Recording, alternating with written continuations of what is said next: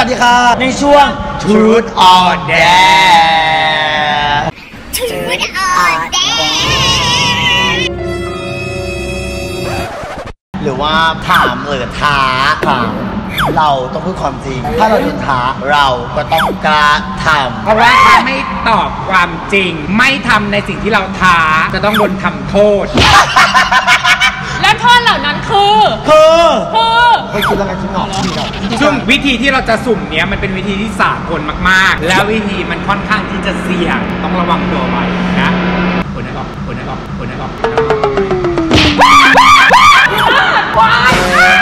ชิงสามรอบนะจุบชิงจุบ2จุบชิงจุบจุบชิงจุบกลัวแล้วกลัวแน่เรื่องเล่นเลยรู้ไหมก่อนเล่นอ่ะบอกกันว่ามึง EP แรกอ่ะไม่มีสิทธิ์เลือกนะว่าจะเอาถามหรือเอาท้าเพราะมึงต้องเอาท้าอุ้ยเรื่องก่อนตัวเฮียพอกันมาใหญ่มาดิในระหว่างที่อ่อยมาลูกสาวไปอุปกรณ์มาไม่อยากให้น้องแบบโดนอะไรเจ็บๆมากผู้พี่เป็นคนที่รักน้องเสมอเว้ยเอาอุปกรณ์มาอย่างเดียวพอเก้าอี้ไม่ต้องค่ะเราทั้งสองคนขอท้าให้น้องอ่อยอมแฮนข้างละ5 วินาทีถ้าเกิดอ่อยไม่กล้าให้มันถอดกางเกงเห็นตูดสไลด์ตั้งแต่มุมนู้นจนถึงข้างหน้าแล้วใครจับบ้างวะเนี่ยอย่าปิดเด็กทำเลยไม่ได้ชี้มาดิ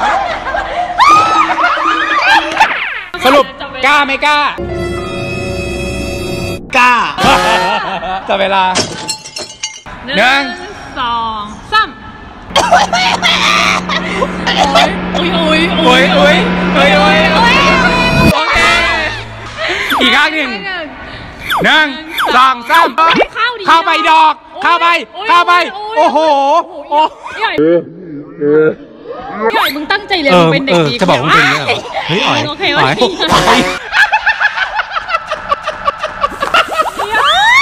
ถือว่าภารกิจนี้น้องอ๋อยคอมพลีทค่ะมา